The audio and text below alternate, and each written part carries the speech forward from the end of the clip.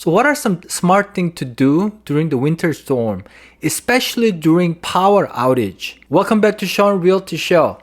Everything and anything Oregon real estate. Portland, Oregon just went through one of the worst winter storm, and some neighbors had about a full week of no power situation, mainly because of the high wind and snow and frozen rain brought a lot of trees down, power lines down. There are many sloped roads in Portland, Oregon. When it gets icy, nobody can really do things. Even the emergency crews, they have a hard time to get to the places. So I gathered these things that you should consider and should be doing before during power outage. Let's dive into it. First one, this really saved us. Portable power station. I bought this at Costco for about $100 about 2 years ago, and I forgot about it that I had that. And I forgot that it has a power inverter and USB charge and flashlight, and I mainly bought this to jump my car when my car dies. You should get one, especially if you're in state or city where power outage happens every year. We had about 1 day of outage, which wasn't terrible, but it was nice to be able to charge our phones. And I actually ground my coffee in the morning, which was a big boost. See berry jumper, it has some excess, and enjoy your coffee. Because when there's no power, it's dark and cold, what do? Drink coffee, right? So be able to grind the coffee was just huge. And if you have any other electronics that you have to use, it's a really lifesaver. Extra food. One of the friends told us that the winter storm is coming. So I ended up going to Costco and got a bunch of food just to plan for about 1 week worth of not having any food shortage issue. Sleeping bags. Because when power goes out, outside temperature was about 20 degrees. And if I didn't have my gas fireplace, if I didn't have any heat in the house, my house would have dropped to about 40 degrees. In 40 degrees situation, it's hard to sleep. And having sleeping bag can actually get you a decent sleep. Kind of like a camping outside, right? And I learned that there are 3 types of sleeping bag. Warm socks and long john underwear, layers of clothes.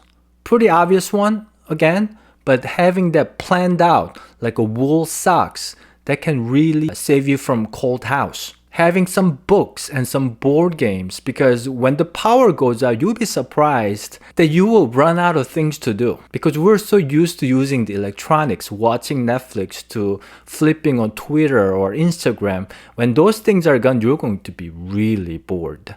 So having some books to read, having some board games to play, it could be a time saver, lifesaver, mental saver. Download some books and podcasts and audiobooks into your phone. Even though your phone may not get any signals, once you download them, you can actually listen to them and maybe watch some movies as well on your laptop or something like that. As long as you have the first item, the power station that you can charge your phone with. Cash. Now this one I actually personally experienced. About 3 to 4 years ago, we had a power outage, very similar power outage. And I went to a local grocery store and I could see the meat department was like, try to save the meat. But the bigger problem was nobody could check out unless you had cash, because their cash register didn't work because they use power, electricity. And so having some cash could actually let you buy some groceries when you need to buy something. When that section of the town has completely no power, there's a good chance that ATM machines are not going to work either, right? So you're not going to be able to get cash out if the power is out in that part of town.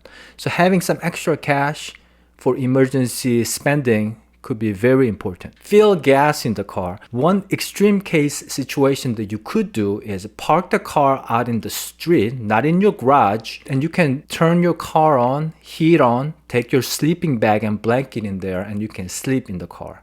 As long as you have enough gas. So having that full tank of gas could be really helpful. Covering your outdoor water hose bib. Now this could actually help you prevent the pipe bursting.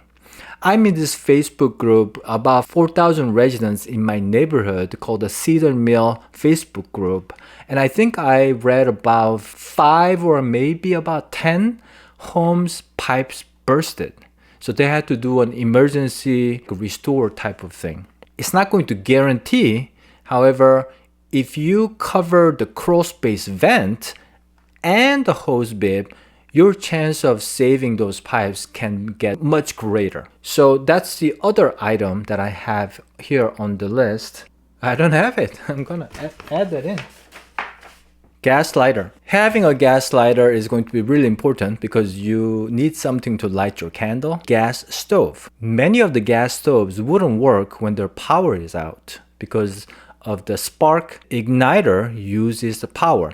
Sometimes it uses battery, so you have to check on that. But either way, if you have a gas coming into your house, you could use the gas lighter to light up the stove. Candles. Even a small, like a bottle of candles, can really help you to walk around at nighttime. When everything is so dark, just going to bathroom, it's nice to have a candle rather than just keep using the phone flashlight. Using up the batteries allow you to read book. I was playing my guitar with a candlelight on. It was pretty nice actually.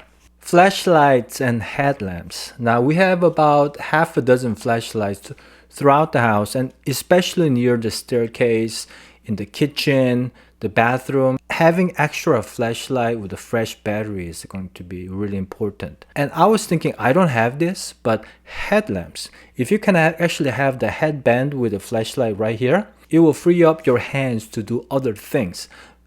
Especially if you have to do things outside that requires both hands. Having a headlamp will be really helpful in my opinion. Extra batteries for your flashlights, house smoke alarm or carbon monoxide alarm. When they go out, you don't want to disable them because those alarms can actually save your life.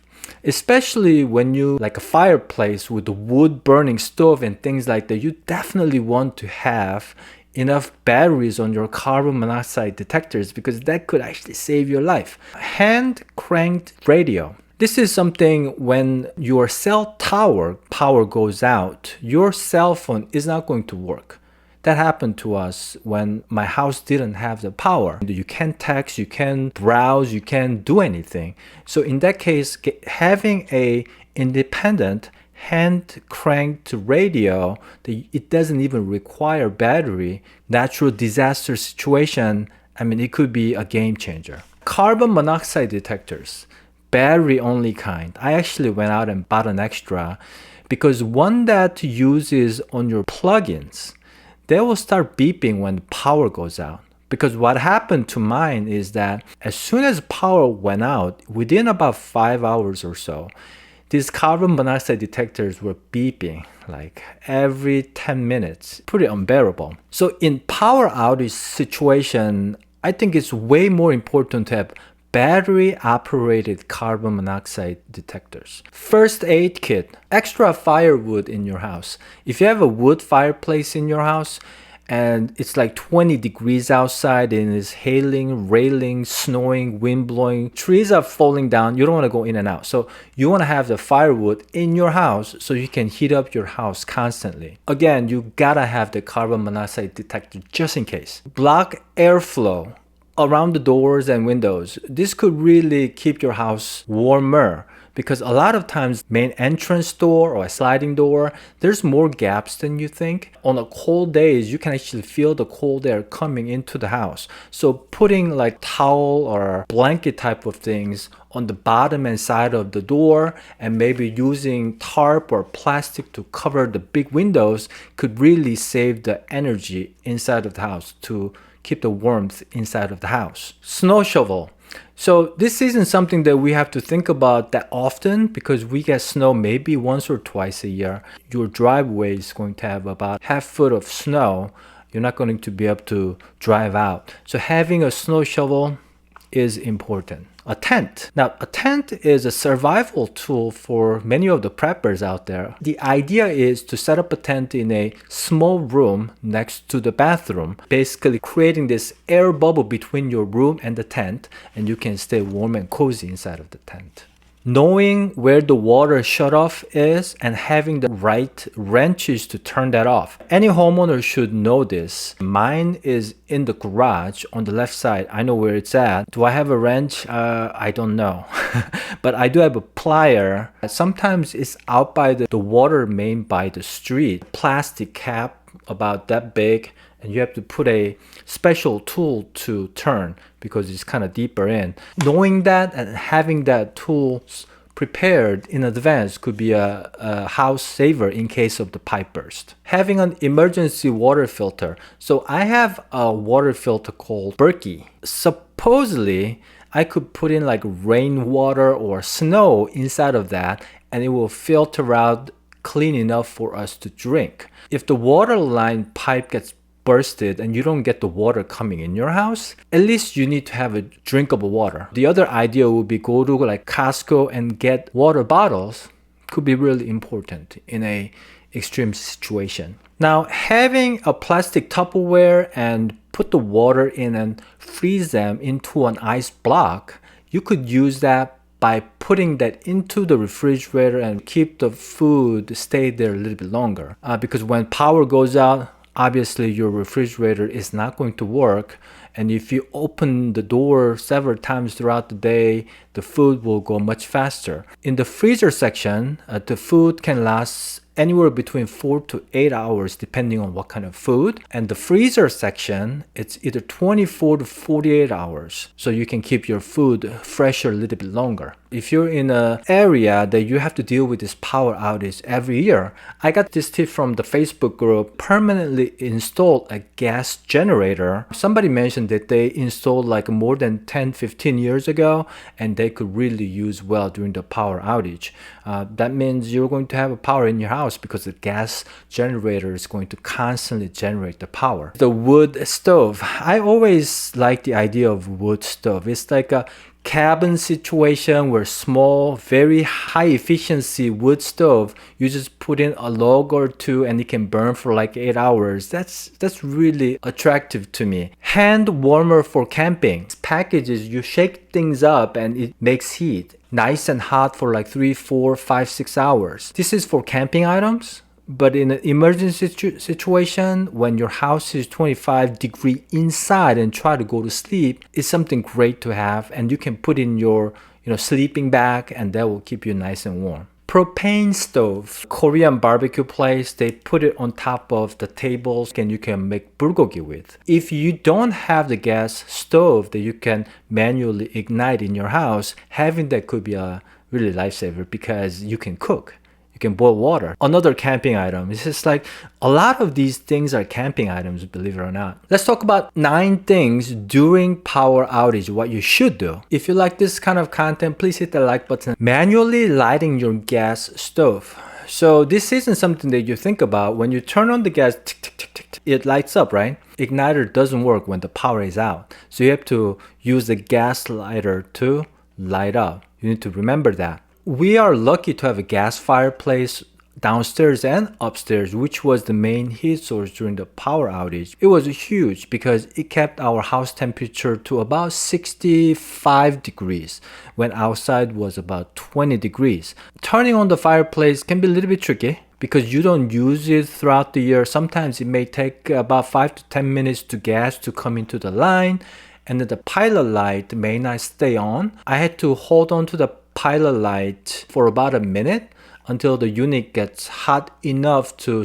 keep the pilot light on. Stop using the bathroom that is connected to the sewage ejector pump. We have this situation. So sewage ejector pump is not going to work. So during this time, you shouldn't use anything that is connected to that pump.